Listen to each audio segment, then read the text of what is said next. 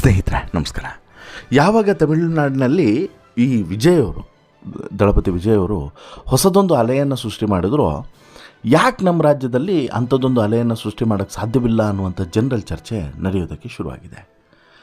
ನಮ್ಮಲ್ಲೂ ಕೂಡ ಸಾಕಷ್ಟು ಜನ ಈ ನಾಯಕರುಗಳು ಅಥವಾ ಸೆಲೆಬ್ರಿಟಿಗಳು ರಾಜಕೀಯಕ್ಕೆ ಬಂದು ಅಲ್ಲಿ ಏನಾದರೂ ಒಂದು ಸಾಧನೆಯನ್ನು ಮಾಡಬೇಕು ಅನ್ನುವಂಥ ಹಪಾಪಿಯನ್ನು ಇಟ್ಕೊಂಡು ಬರೋದು ಕಾಮನ್. ಆದರೆ ಅದು ಸಕ್ಸಸ್ ಆಗೋದು ಭಾರಿ ಕಷ್ಟ.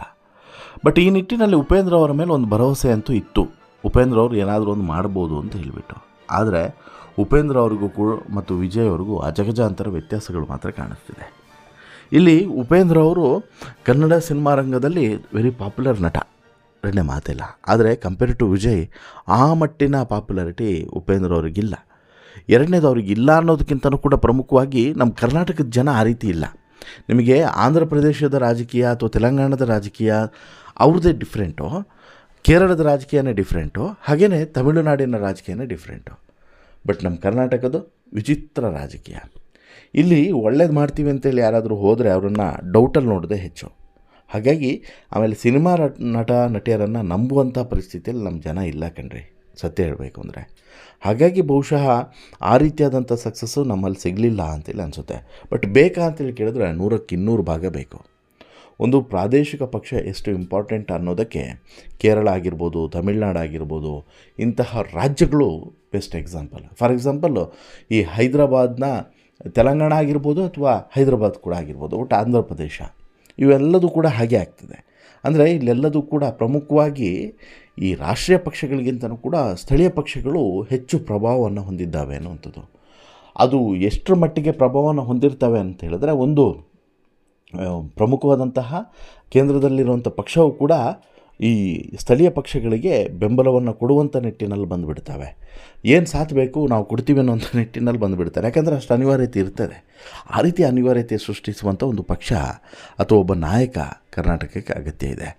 ಆ ಸ್ಥಾನವನ್ನು ಇಲ್ಲಿ ಉಪೇಂದ್ರ ಅವರು ತುಂಬಬಹುದಾ ಅಂತೇಳಿ ಕೇಳಿದರೆ ತುಂಬ ಕಷ್ಟ ಅನ್ನುವಂಥ ಮಾತುಗಳು ಕೂಡ ಇದ್ದಾವೆ. ಯಾಕಂತ ಹೇಳಿದ್ರೆ ಉಪೇಂದ್ರ ಅವರು ಕನ್ನಡದಲ್ಲಿ ಎಷ್ಟೇ ಜನಪ್ರಿಯತೆಯನ್ನು ಹೊಂದಿದ್ರೂ ಕೂಡ ಅಲ್ಲಿಗೂ ಇಲ್ಲಿಗೂ ಭಾರಿ ವಿಭಿನ್ನತೆ ಇದ್ದಾವೆ.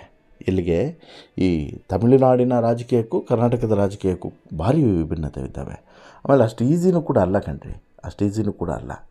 ವಿಜಯ್ ಅವರು ಈಗ ಸರಿ ಆಡಳಿತಕ್ಕೆ ಬಂದರು, ಬಟ್ ಆಡಳಿತವನ್ನು ನಡೆಸೋದಿದೆಯಲ್ಲ ಅದು ಭಾರಿ ದೊಡ್ಡ ಸವಾಲಿರುವಂಥದ್ದು. ಅಷ್ಟು ಈಸಿ ಅಲ್ಲ, ರಾಜಕೀಯವನ್ನು ನಡೆಸುವಂಥದ್ದು ಅಷ್ಟು ಈಸಿ ಅಲ್ಲ.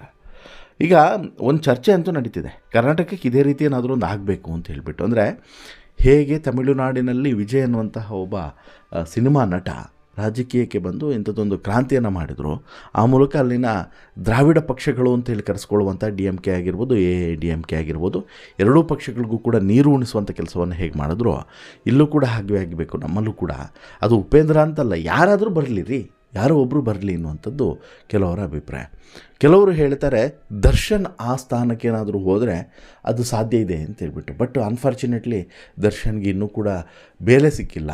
ಆಮೇಲೆ ಈ ರೇಣುಕಾಸ್ವಾಮಿ ಪ್ರಕರಣ ಇದೆಯಲ್ಲ, ಅದು ದರ್ಶನ್ಗೆ ಭಾರಿ ದೊಡ್ಡ ಮುಳುವಾಗಿದೆ. ಆ ಭಾರಿ ದೊಡ್ಡ ಹೊಡೆತದಿಂದ ಹೊರಗಡೆ ಬರೋದೇ ದೊಡ್ಡ ಸವಾಲು.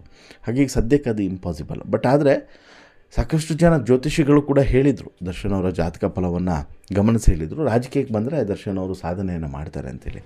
ಬಟ್ ಅಷ್ಟು ಈಸಿ ಅಲ್ಲ. ಸಿನಿಮಾದಲ್ಲಿ ಏನೋ ಒಂದು ರೋಲನ್ನು ನಿಭಾಯಿಸೋದಕ್ಕೂ, ನಿಜ ಜೀವನದಲ್ಲಿ ಒಂದು ರೋಲನ್ನು ನಿಭಾಯಿಸೋದಕ್ಕೂ, ಅದು ಕೂಡ ರಾಜಕೀಯ ಅನ್ನುವಂಥ ರೋಲನ್ನು ನಿಭಾಯಿಸೋದು ಅಷ್ಟು ಈಸಿ ಅಲ್ವೇ ಅಲ್ಲ. ಬಾಯಲ್ಲಿ ಹೇಳಿದಷ್ಟು ಈಸಿ ಅಂತೂ ಅಲ್ವೇ ಅಲ್ಲ.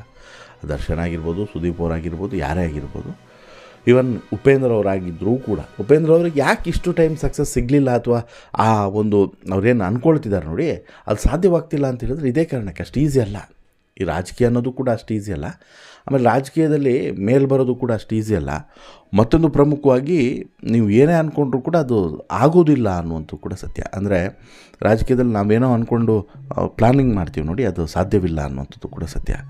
ಹಾಗಾಗಿ ಒಂದಂತೂ ನೀವು ತಿಳ್ಕೊಳ್ಳೇಬೇಕು ಸ್ನೇಹಿತರೆ, ಈ ರಾಜಕೀಯ ವ್ಯವಸ್ಥೆಯಲ್ಲಿ, ಅದು ಕೂಡ ಕರ್ನಾಟಕದ ರಾಜಕೀಯ ವ್ಯವಸ್ಥೆಯಲ್ಲಿ ಉಪೇಂದ್ರ ಅವರಾಗಿರ್ಬೋದು, ಸುದೀಪ್ ಅವರಾಗಿರ್ಬೋದು, ಶಿವರಾಜ್ಕುಮಾರ್ ಅವರಾಗಿರ್ಬೋದು, ದರ್ಶನ್ ಆಗಿರ್ಬೋದು, ಯಾರೇ ಬಂದರೂ ಕೂಡ ಈ ರಾಜಕಾರಣದ ಗಂಧಗಾಳಿಯನ್ನು ಅರಿತುಕೊಳ್ಳೋದಕ್ಕೆ ಸಾಕಷ್ಟು ಸಮಯ ಬೇಕಾಗ್ತದೆ. ಒಂದು ಎರಡನೇದು ಏನಾಗುತ್ತೆ ಅಂತ ಹೇಳಿದ್ರೆ, ಈ ರಾಜಕೀಯ ವ್ಯವಸ್ಥೆಯನ್ನು ಬದಲಾವಣೆ ಮಾಡಬೇಕು ಅಂಥೇಳಿ ನೀವು ಹಪಾಹಪಿಸಿದ್ರೆ, ಅಂದರೆ ಹೀಗೆ ಮಾಡ್ಬೋದು ಹಾಗೆ ಮಾಡ್ಬೋದು ಅಂತೇಳಿ ಹಪಾಹಪಿಸಿದ್ರೆ ಅದು ತುಂಬ ಕಷ್ಟ ಅಂತಲೂ ಕೂಡ ಹೇಳ್ತಾರೆ. ಆಮೇಲೆ ಈ ತಮಿಳುನಾಡಿನ ರಾಜಕೀಯದಲ್ಲಿ ಬೇರೆ ರೀತಿಯಾದಂತಹ ಒಂದು ಸಂಚಲನಗಳು ನಡೀತು. ಆದರೆ ಕರ್ನಾಟಕದ ರಾಜಕೀಯದಲ್ಲಿ ಆ ರೀತಿ ಆಗುತ್ತಾ? ಖಂಡಿತವಾಗ್ಲೂ ಇಲ್ಲ. ತಮಿಳುನಾಡಿನಲ್ಲಿ ನಡೆದಂತಹ ಚುನಾವಣೆ ರೀತಿಯೇ ಕರ್ನಾಟಕದಲ್ಲಿ ನಡೆಯೋದಕ್ಕೆ ಇದುವರೆಗೂ ಕೂಡ ಸಾಧ್ಯವಾಗಲಿಲ್ಲ, ಇನ್ನು ಮುಂದೆ ಕೂಡ ಅದು ಆಗೋದಿಲ್ಲ ಅನ್ನೋದು ಕೂಡ ಸತ್ಯ. ಹಾಗಾಗಿ ನೋಡೋಣ ಏನಾಗುತ್ತೆ ಅಂತೇಳ್ಬಿಟ್ಟು. ವಿಜಯ್ ರೀತಿಯೇ ಒಬ್ಬ ಈ ಸೆಲೆಬ್ರಿಟಿ ಅಥವಾ ಒಬ್ಬ ಒಳ್ಳೆ ನಾಯಕನ ಅಗತ್ಯ ಕರ್ನಾಟಕಕ್ಕೂ ಕೂಡ ಇದೆ. ಪ್ರಾದೇಶಿಕ ಪಕ್ಷವಾಗಿ JDS ಆಲ್ಮೋಸ್ಟ್ ಆಲು ಸಕ್ಸಸ್ ಏನೋ ಅನ್ನುವಂಥ ಹಂತಕ್ಕಿತ್ತು, ಈಗ ಆಗಲಿಲ್ಲ. ಯಾವಾಗ BJP ಜೊತೆಗೆ ವಿಲೀನ ಆಯಿತು ಅಲ್ಲಿ ಮುಗೀತು ಅದ್ರ ಕತೆ ಅಂತಲೇ ಲೆಕ್ಕ. ಈಗ ಮತ್ತೊಂದು ಪ್ರಾದೇಶಿಕ ಪಕ್ಷದ ಅವಶ್ಯಕತೆ ಕರ್ನಾಟಕಕ್ಕೂ ಕೂಡ ಇದೆ ಅನ್ನೋದು ಈಗ ಪ್ರತಿಯೊಬ್ಬ ಯುವ ಸಮುದಾಯದ ನೇತಾರನೂ ಕೂಡ ಹೇಳ್ತಿರುವಂಥ ಮಾತುಗಳು, ಅಥವಾ ಮತದಾರನೂ ಕೂಡ ಹೇಳ್ತಿರುವಂಥ ಮಾತುಗಳು. ನೋಡೋಣ ಏನಾಗುತ್ತೆ ಅಂತ ಹೇಳ್ಬಿಟ್ಟು. ನಿಮ್ಮ ಅಭಿಪ್ರಾಯ ಏನು ದಯವಿಟ್ಟು ಕಮೆಂಟ್ ಮಾಡಿ ತಿಳಿಸಿ. ಜೊತೆಗೆ ಈ ಸ್ಟೋರಿ ಇಷ್ಟ ಆಯಿತು ಅಂತ ಹೇಳಿದ್ರೆ ಲೈಕ್ ಮಾಡಿ, ಶೇರ್ ಮಾಡಿ, ಚಾನಲ್ಗೆ ಸಬ್ಸ್ಕ್ರೈಬ್ ಆಗೋದನ್ನು ಮರಿಬೇಡಿ. ಧನ್ಯವಾದ.